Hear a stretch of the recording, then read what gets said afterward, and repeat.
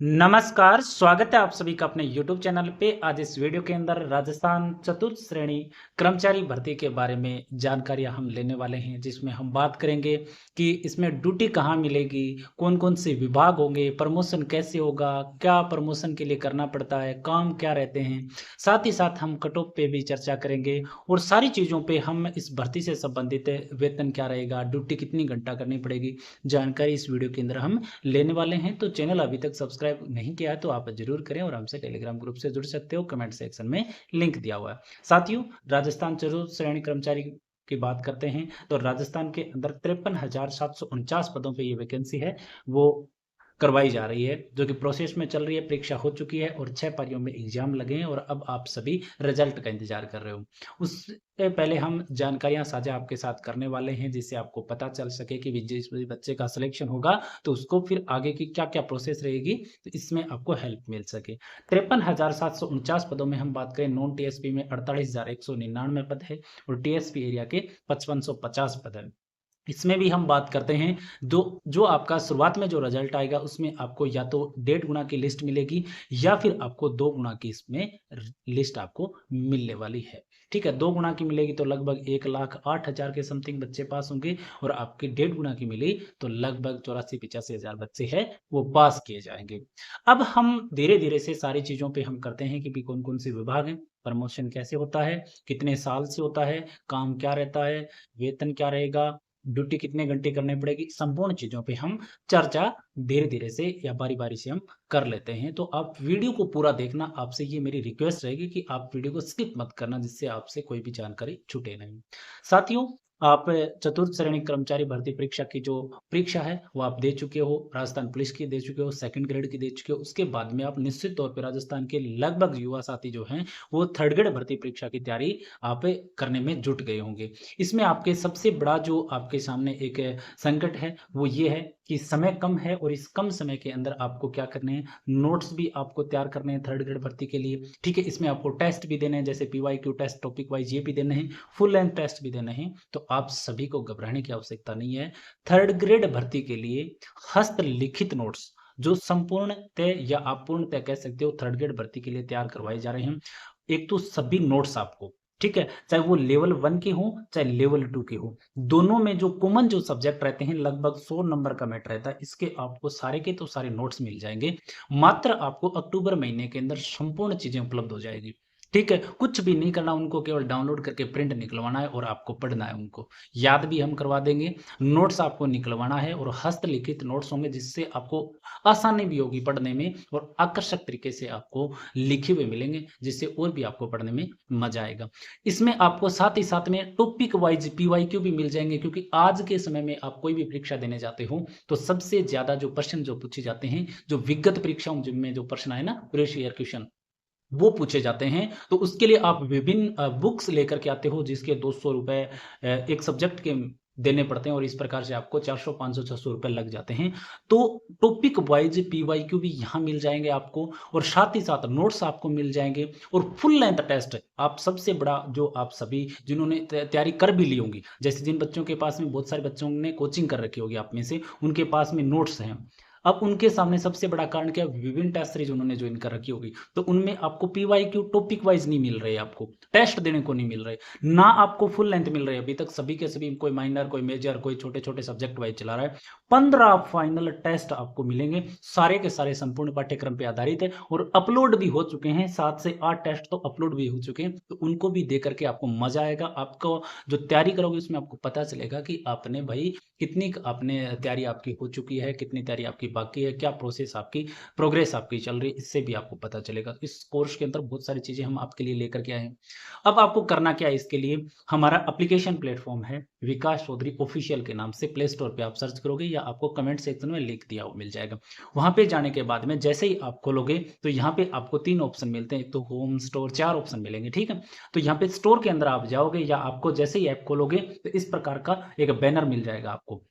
तो इस कोर्स को ज्वाइन करना है। ये कितने रुपए में आ रहा है? आपके 499 रुपए में आ रहा है, मात्र 499 हस्तलिखित नोट्स मिल जाएंगे, टॉपिक वाइज पीवाईक्यू टेस्ट मिल जाएंगे, संपूर्ण पाठ्यक्रम पे आधारित टेस्ट मिल जाएंगे। तो मेरे ख्याल से कोई भी चीज छुट्टी नहीं है। और साथ ही साथ सभी टॉपिक के डाउट वीडियो क्लास भी मैं उपलब्ध करवाने की पूरी पूरी हम कोशिश करेंगे। और ये लंबा चौड़ा बैच नहीं चलेगा, ये नहीं है कि हम जनवरी तक लटका के रखेंगे, नवंबर में, दिसंबर तक लटका के, आपको अक्टूबर में ही सारी चीजें मिल जाएगी। हम आपका समय खराब नहीं करने वाले हैं। तो मात्र 499 रुपए में आप ज्वाइन कर सकते हो और आप अपनी तैयारी को फास्ट मोड में ला सकते हो और अपनी जो तैयारी की आपकी जो कमजोरी है उसको आप भरपाई कर सकते हो उसकी। या फिर आप अकेले टेस्ट सीरीज ज्वाइन करना चाहो तो L1 की, ठीक है, L1 की संपूर्ण पाठ्यक्रम पे आधारित 15 टेस्ट हैं। L2 के अंदर आप बात करते हो तो SST के और साइंस मैथ की संपूर्ण पाठ्यक्रम पे आधारित टेस्ट हैं। 15 फाइनल के फाइनल, 15 के 15 फाइनल टेस्ट है। 150% संपूर्ण पाठ्यक्रम पे आधारित सारे के सारे। तो ये टेस्ट सीरीज ऑलरेडी चल रही है, ये मात्र आपको 149 रुपए में मिल रही है। तो ये भी आप ज्वाइन कर सकते हो, ठीक है। और जल्दी टॉपिक वाइज भी आपको मिल जाएगा। तो इनमें से आपको जरूर आपको फायदा होगा। निश्चित तौर पे आप ज्वाइन करें, आज ही बैच में इनरोल कर लें। आपको 2 या 3 दिन बाद में इसमें कंटेंट आपको मिल जाएगा। जो मैं बता रहा हूँ ना, ये 499 वाला, इसमें आपको कंटेंट मिल जाएगा। 4 से 5 दिन मैक्सिमम हम लगाएंगे, उसके बाद में आपको फास्ट मोड पे कंटेंट मिल जाएगा। उस दिन भी डालेंगे ना तो बहुत सारे सब्जेक्ट का बहुत सारा कंटेंट हम डालने वाले हैं। तो आप जरूर ज्वाइन करें। अब देखो साथियों, हम अपने मुद्दे पे आते हैं जिसके लिए मैं आपको बताने आया था। तो देखो, सबसे बड़ा पहला जो सवाल अपना ये है कि भाई कहाँ मिलती है नियुक्ति इस चतुश्रेणी भर्ती के अंदर। जब अगर हम सिलेक्ट होंगे तो हमें नियुक्ति कहाँ मिलेगी, तो कहाँ मिलती है? तो नियुक्ति आपको इन विभाग और कार्यालयों में मिल सकती है। कौन कौन से हैं ये हम देखें तो सबसे बड़ा अगर विभाग है इसके अंदर तो शिक्षा विभाग है। और शिक्षा विभाग में भी कौन सा? स्कूल शिक्षा विभाग है, ठीक है। कौन सा? स्कूल शिक्षा विभाग जो है आपका सबसे बड़ा विभाग इसके अंदर आता है। इसके अलावा हम स्कूल शिक्षा विभाग के अंदर कॉलेज शिक्षा विभाग भी है। तो कॉलेज शिक्षा विभाग स्कूल शिक्षा विभाग से क्या है? छोटा, क्योंकि स्कूल तो आपके ग्राम स्तर पे, डाणी स्तर पे, तहसील स्तर पे, जिला स्तर पे हर जगह मिलेंगे। तो स्कूल शिक्षा विभाग सबसे बड़ा विभाग है, ठीक है। लेकिन कॉलेज शिक्षा विभाग छोटा है। चिकित्सा एवं स्वास्थ्य विभाग भी इसके अंदर बड़ा है। पंचायत समिति या आपकी जो पंचायती राज संस्थाएं जितनी भी है वहां पे आपको नियुक्ति मिल सकती है। नगर निगम या नगर पालिकाओं में आपकी ड्यूटी आ सकती है। राजस्व विभाग में आ सकती है। जलदायी विभाग में आपको नियुक्ति मिल सकती है। सचिवालय में मिल सकती है। जन स्वास्थ्य विभाग के अंदर मिल सकती है। पुलिस अधीनस्थ कार्यालयों में मिल सकती है। या आपके SDM या कलेक्ट्रेट ऑफिस है उसमें मिल सकती है। खनन विभाग में मिल सकती है। आयकर विभाग में मिल सकती है। तो बहुत सारे कार्यालय इसमें हो गए। सरकारी कार्यालय बहुत सारे, जैसे देखो आपके RPSC में भी आपको मिल सकती है। RSSB बोर्ड में भी आपको मिल सकती है। तो यहाँ पे भी आपको ड्यूटी करने का मौका मिल सकता है। तो ये सारे आपके लिए विभाग रहेंगे, ठीक है। उसके बाद में हम बात करें, देखो बड़े विभाग कौन से? तो एक तो स्कूल शिक्षा विभाग आपका बड़ा विभाग है। कॉलेज शिक्षा विभाग छोटा है लेकिन स्कूल शिक्षा विभाग बड़ा है। एक आपका चिकित्सा एवं स्वास्थ्य विभाग भी बड़ा होता है, क्योंकि आपके जो चिकित्सा क्षेत्र के भी हम बात करें तो आपके ग्राम स्तर पे, ग्राम पंचायत स्तर पे आपको मिल जाते हैं। तो ये दो बड़े विभाग इसके अंदर माने जाते हैं, ठीक है। अब देखो यहाँ पे हम बात करें क्यों होते हैं, क्योंकि सबसे ज्यादा भर्ती होती है इनमें, क्योंकि स्कूल और अस्पताल जो है वो हर ब्लॉक गांव तक फैले हुए हैं, इसलिए इनमें पदों की संख्या भी क्या रहती है? ज्यादा। तो ज्यादातर जो बच्चे सेलेक्ट होंगे ना वो स्कूल शिक्षा विभाग या चिकित्सालय के अंदर इसमें नियुक्ति पाएंगे। छोटे विभाग की हम बात करें, देखो छोटे विभाग बात करें, सचिवालय की पोस्टें बहुत ही कम रहती है। न्यायालय मतलब आपके जिला मजिस्ट्रेट वगैरह होते हैं ना, वहां पे भी इसमें नियुक्तियां मिलती है। तो ये छोटे ही होते हैं। नगर पालिका, नगर परिषद, ये कार्यालय क्या रहते हैं? यहाँ पे आपके छोटे कार्यालय रहते हैं। यहाँ पे आपकी मिल जाती है, क्योंकि यहाँ पे सीमित संख्या होती है भर्ती की और पोस्ट भी क्या रहती है? कम रहती है। अब हम बात करें, देखो कौन सा विभाग हमारे लिए बेस्ट रहता है? तो देखो स्कूल शिक्षा विभाग है ना, इसके अंदर प्रमोशन थोड़ा सा मुश्किल होता है क्योंकि बड़ा विभाग है, ठीक है। हालांकि आपको यहाँ पे भी मिल जाएंगे प्रमोशन वगैरह, लेकिन यहाँ पे थोड़ा सा क्या रहता है टिपिकल, क्योंकि संख्या बहुत ज्यादा रहती है। और जब भी आपके प्रमोशन होते हैं ना तो 30% प्रमोशन होते हैं पहले। ये नहीं है कि सभी के सभी एक साथ ही प्रमोशन हो जाए, 30% प्रमोशन होते हैं, ठीक। उसके बाद में हम बात करें, देखो वेतन कितना मिलता है। तो देखो शुरुआती चरण के अंदर क्योंकि वेतन की बात करें तो सबसे पहले जब आप लगोगे ना तो आपको 12,400 रुपए आपको वेतन मिलेगा, जो कांस्टेबल में भी इतना ही मिलता है। 2 साल बाद में देखो आपको 18 से 22,000 तक आपको वेतन मिलेगा, लगभग इतना आपके हाथ में आ जाएगा, पैसे अपने हाथ में आएंगे आपके। इसके अलावा आपकी वेतन जो है ना, जैसे जैसे सरकारी है ना, सरकारी वेतन बढ़ते हैं, वेतनमान बढ़ते हैं, उसी प्रकार से आपकी सैलरी भी बढ़ती जाती है। और लास्ट आपकी 56,000 से ज्यादा आपकी तनख्वाह हो सकती है इसमें। और जैसे ही वेतन बढ़ते हैं 8वां 9वां इस प्रकार से, तो उसमें आपकी सैलरी बढ़ती रहेगी। प्रमोशन की क्या प्रक्रिया है ये देखो। तो प्रमोशन के लिए आपको क्या चाहिए? एक तो अनुभव की आवश्यकता। अनुभव कब आएगा? जब आप ड्यूटी करोगे, जितने साल करोगे उतना ही ज़्यादा अनुभव आएगा और आपके पास में कुछ योग्यताएँ होनी चाहिए। तो देखो 4th ग्रेड की हम बात करते हैं, तो ये आप लगते हो 10वीं पास में, ठीक है? अब जिसकी केवल 10वीं पास है, तो उसका प्रमोशन नहीं होगा, ठीक है? उसका कोई प्रमोशन नहीं होगा। पहला प्रमोशन आपको मिलता है एलडीसी के रूप में, और एलडीसी को हम कनिष्ठ के रूप में हम बोलते हैं, और यूडीसी होता है वरिष्ठ, ठीक है? अब 10वीं पास की जो वैकेंसी है, तो इसमें आप जिनकी भी 10वीं पास होगी उनको प्रमोशन नहीं मिलेगा, लेकिन ज़्यादातर बच्चों की 10वीं नहीं 12वीं तो होती है। तो एलडीसी बनने के लिए आपके पास 12वीं क्लास आपके पास होनी चाहिए, और आपके पास आरएससीआईटी का सर्टिफिकेट है, तो आपको प्रमोशन मिल सकता है, और वो भी 5 से 10 साल लगते हैं पहला प्रमोशन पाने में, ठीक है? और जो 54,000 बच्चे सिलेक्ट होंगे उनके लिए 30% ही बच्चों का पहली जो स्लॉट निकाले जाएगा उसमें आपका प्रमोशन लिया जाएगा, 70% ऐसे ही रह जाएंगे। एक बार के लिए मैं बता रहा हूँ। तो 5 से 10 साल लग जाएंगे। पहला प्रमोशन होता है एलडीसी के रूप में, और 12वीं पास आपकी होनी चाहिए और आरएससीआईटी होनी चाहिए। उसके बाद में यूडीसी हो जाएगा, ठीक है? उसके बाद में सहायक प्रशासनिक अधिकारी की पोस्ट है, अतिरिक्त प्रशासनिक अधिकारी और आपकी प्रशासनिक अधिकारी गजेटेड पोस्ट आ गई है। बड़ी पोस्टों पे भी आप आराम से जा सकते हो, ठीक है? उसके बाद में ये भी मैंने बता दिया कि पदोन्नति होने में या आपकी जो प्रमोशन होने में कितना समय लगता है, 5 से 10 साल लगता है। मतलब देखो 2025 अंत तक तो रिजल्ट ही आएगा, तो 2026 कंप्लीट और 2027 कंप्लीट, ये तो आपकी प्रवेशन काल जो काल है उसमें भी निकल जाएगी, प्रवेशन काल में निकल जाएगी। 2027 भी आप मान सकते हो, आप लगभग 2028 आ ही जाता है ये मान सकते हो। तो 2 साल तो यही हो जाते हैं, 3 साल और मान लो आप, ठीक है? तो लगभग आपका 2030-31 के अंदर आपका क्या हो जाता है, प्रमोशन के लिए आप काबिल हो जाते हो, तो वहां से 30% लोगों के प्रमोशन शुरू हो जाते हैं, ठीक है? तो ये हो जाते हैं आपके प्रमोशन। उसके बाद में काम कितने देर करना पड़ता है, तो प्रतिदिन लगभग 5 से 7 घंटा की ड्यूटी है। जैसे देखो स्कूल में आप जाते हो, तो 10 से 4 बजे तक आपका स्कूल लगता है, तो 6 घंटे का समय है, तो आप इसमें आप जा सकते हो 1 घंटे पहले चले जाओ या आधे घंटा पहले चले जाओ, ठीक है? 1 घंटा पहले जाते हो या 1 घंटा बाद में आते हो, तो लगभग 8-1 घंटे की ड्यूटी होती है। तो यही 5, 7, 8 घंटे की ड्यूटी लगभग औसत एवरेज में बता रहा हूँ, सभी जगह रहती है। मुख्य काम क्या है कि झाड़ू ही निकालनी पड़ेगी या कुछ सफाई करनी पड़ेगी, ठीक है? बहुत सारी चर्चाएँ हैं, हँसी-मज़ाक के लिए मीम भी बहुत सारे बने हुए हैं। तो आपके जो मुख्य काम जो है ना, वो होते हैं, एक तो आपको कार्यालय गतिविधियों की निगरानी, मतलब जिस विभाग में आपकी ड्यूटी मिली है या जिस जगह पे आपकी ड्यूटी मिली है, तो वहाँ की समस्त जो गतिविधियाँ हैं ना, उसकी निगरानी आपको रखनी पड़ती है, वहाँ पे क्या कुछ हो रहा है।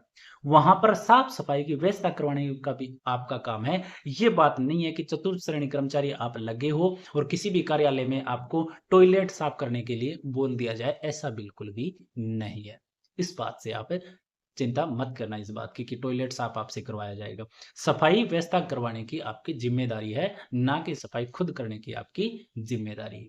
इसके अलावा ऑनलाइन, ऑफलाइन जो भी फाइलें रहती हैं, उनका प्रबंधन करना होता है। जैसे किसी भी विभाग में आपकी ड्यूटी है, कोई फाइल किसी दूसरे कर्मचारी को देनी है, तो वो आपका ही काम रहेगा, इधर से उधर आपको वो ट्रांसफर फाइलें करना। इसके अलावा जिस भी विभाग में हो, जहाँ पे ड्यूटी आपकी, वहाँ पे पार्किंग है, पेयजल मतलब जो भी पीने लायक पानी है वो व्यवस्था करवाना, बिजली जैसी जो मूलभूत सुविधाएं उनकी व्यवस्था करने का भी आपका काम रहता है। ये आपके 4th ग्रेड कर्मचारी के काम रहते हैं, ठीक है? ये तमाम चीजें मैंने वेतन बताया, मुख्य काम बता दिए, विभाग बता दिए। अब देखो एक बात और भी है कि हमें विभाग कौन-सा सेलेक्ट करना चाहिए।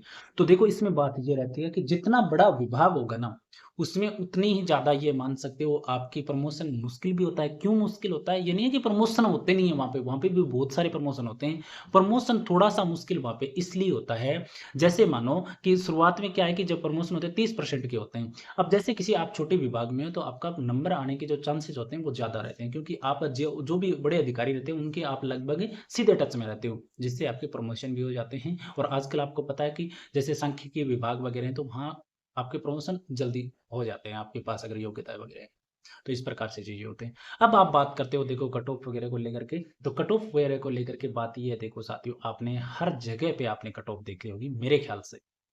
तमाम वीडियो हैं, रोज़ाना भी आपको मिल जाते होंगे। देखो मैं ये नहीं कह रहा, क्योंकि जब भी कोई बच्चा परीक्षा दे के आता है, तो कहीं न कहीं उसके दिमाग में ये रहता है कि मैं सेफ हूँ या नहीं, इसलिए देखता ही देखता है, कोई भी बच्चा हो चाहे। अब जैसे किसी ने कट ऑफ बताई है, जैसे मैं भी बताऊँ आपको, उतनी कट ऑफ बता दूँ जितने आपके नंबर हैं, तो आप संतुष्ट रह जाएँगे। मैंने ज़्यादा बता दी तो हो सकता है आप असंतुष्ट हो जाएँ, नहीं ज़्यादा बता दी। या बहुत सारे ऐसे बच्चे हैं, सभी तरीके की चीज़ें चलती है, तो कट ऑफ अपने हर एक जगह पे आपने देख ली होंगी, ठीक है? उसमें बार-बार ये चीज़ें बताने की भी आवश्यकता नहीं है। तो मोटी-मोटी मैं बता देता हूँ, देखो जनरल कैटेगरी का कोई भी बच्चा है ना, तो 80 प्लस जिस भी बच्चे के आ रहे हैं वो एकदम कन्फर्म है, ठीक है। देखो रह सकते हैं, इससे अच्छा है कि जो जिन बच्चों का ज़्यादा कन्फर्म लगे ना तो 80 प्लस वालों का कन्फर्म है हो जाएगा। और एक खास करके एक बात हो रहा है इस भर्ती के अंदर, जो बहनें हैं, महिलाएँ हैं, उनकी कट ऑफ देखो कम रहेगी, पुरुषों के मुकाबले काफ़ी कम रहेगी। क्योंकि मैंने एक चीज़ नोटिस की है कि जो भी बच्चियाँ हैं, जो भी बहनें हैं, 70 प्लस बहुत ही कम लड़कियाँ हैं, वो देखने को मिल रही है। तो इनकी कट ऑफ है मुश्किल जाएगी 70, 71, 72, इससे ज़्यादा लड़कियों की कट ऑफ निश्चित तौर पे ही नहीं जाएगी। मैं मैक्सिमम सिरा बता रहा हूँ आपको 71 या 70, इससे ज़्यादा लड़कियों की कट ऑफ नहीं जाएगी। अंतर मिलेगा आपको इस कट ऑफ के अंदर। कारण क्या है? एक तो जो गणित जो है ना उसका स्तर रहा है, ये लड़कियों को बहुत ज़्यादा इस पेपर के अंदर पीछे धकेल दिया इसने। क्योंकि कैलकुलेशन के मामले में थोड़ी-सी फँस जाती हैं। इसके अलावा कंप्यूटर, जो चीज़ें मैं बता रहा हूँ ना, जो बहुत कम टच में रह पाती हैं लड़कियाँ, वहाँ पे पीछे हो जाती है अपने आप। तो ये जो है ना 15 से 20% हो गए मिला के, यहाँ से लड़कियाँ पीछे धकेली गई है इस भर्ती के अंदर। करंट अफ़ेयर के अंदर आप सभी को पता है कि बराबरी आ जाते हो, चाहे लड़कियाँ हो, चाहे लड़के हो, ठीक है? तो वहाँ पे लगभग 5 से 6 नंबर परसेंट आपको भी पता है सही, मैक्सिमम हो सकते हैं, 3-4% वहाँ से भी गलत हो जाते हैं। तो इस प्रकार से लड़कियाँ इस वैकेंसी के अंदर जो कट ऑफ आएगी ना, तो वहाँ पे बहुत सारा प्रभाव आपको देखने को मिलेगा कि लड़कियों के कट ऑफ में और लड़कों के कट ऑफ में बहुत अंतर मिलेगा। ये निश्चित तौर पे इस भर्ती के अंदर होने वाला है कि लड़कियों की कट ऑफ बहुत मिनिमम रहेगी। मैं कह रहा हूँ 70, 71 मैक्सिमम मैं बता रहा हूँ लड़कियों की, इससे ज़्यादा नहीं जाएगी। मैक्सिमम मैं बता रहा हूँ आपको, इससे ज़्यादा नहीं जाएगी, वो भी जनरल की बताई जाती है, मैं जनरल की मैं बता रहा हूँ, इससे ज़्यादा नहीं जाएगी। ठीक है? बाकी चीज़ें हैं, वो आ रही है। नॉर्मलाइज़ेशन की भी हम बात कर लें तो 6 पारियाँ हैं भई, ठीक है? पहले पता कुछ भी नहीं चलता है, कौन-सी शिफ्ट हार्ड थी, कौन-सी सरल थी। चौथी का माहौल है कि भी चौथी हार्ड थी, लेकिन बात ये है कि 6 की 6 पारियाँ हैं, यहाँ पे एवरेज वगैरह बहुत सारी चीज़ें निकाली जाती है, उसके बाद में पता चलता है कि कौन-सी हार्ड थी, कौन-सी सही नहीं थी। और इस बार मेरे ख्याल नंबर कटेंगे नहीं, मिलेंगे। अब कितने मिलेंगे, कितने नहीं मिलेंगे, वो देखो डिपेंडेंसी करता है, रिज़ल्ट आने के बाद में ही पता चलेगा सही तो, भी क्या हुआ। क्योंकि जेल प्रेरिका हमने देखा तो वो 2 ही पारियाँ थी। पटवारी का अभी तक आया नहीं है, उसमें भी आएगा तो भी 2 ही पारियाँ थी और आप सभी को पता है कि 2 पारियों में इतना फ़र्क देखने को मिलता नहीं है, ख़ास करके। फ़र्क देखने को मिलता है जब 4 पारी हो, 6 पारी हो, तो ऐसा कोई रिज़ल्ट अभी आया नहीं है फ़ॉर्मूला चेंज होने के बाद में, तो आएगा तभी इस बात से पर्दा उठेगा। अब पता नहीं क्या चीज़ें हो जाएँ, क्या नहीं हो जाए, वो थोड़ा-सी बाद का संशय का विषय रहता है ये। तो देखते हैं, दिसंबर तक रिज़ल्ट आने की बात है, तो आप सभी साथियों को शुभकामनाएँ हैं और मेरी ये वीडियो अच्छी लगी हो तो आप ज़रूर इस वीडियो को लाइक कर देना और साथ ही साथ में शेयर कर देना। अपना स्कोर आप कमेंट सेक्शन में लिख सकते हो। इसके अलावा जो मैंने बताया है कि आप शिक्षक भर्ती की निश्चित तौर पे आप तैयारी कर रहे हो, तो हमसे आप ज़रूर जुड़ें। आप आपका सिलेक्शन जो है ना टारगेट बैच है, इसमें आप हम ज़रूर आपको नज़दीक लेकर के जाएँगे और आपने मेहनत की तो निश्चित तौर पे आपका सिलेक्शन होगा। तो मैं उम्मीद और आशा करता हूँ कि आप इस बैच को जॉइन करेंगे और अपनी तैयारी को आप गति प्रदान करेंगे।